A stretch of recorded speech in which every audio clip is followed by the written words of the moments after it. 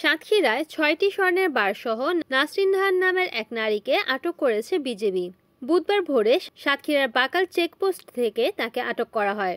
আটক হওয়া নাসরিন নাহার ভোমরা এলাকার ইমাম হোসেনের স্ত্রী।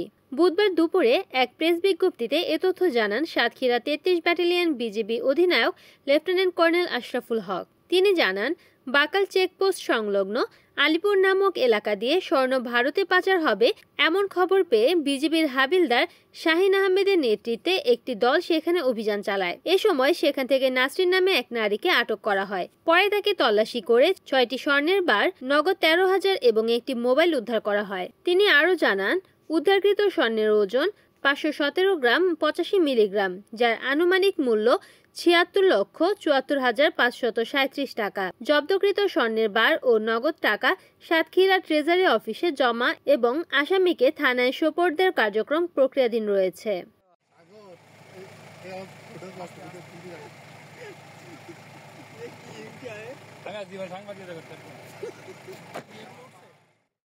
রিপোর্ট করেছেন সাতক্ষীরা প্রতিনিধি আব্দুর রশিদ, NAN TV।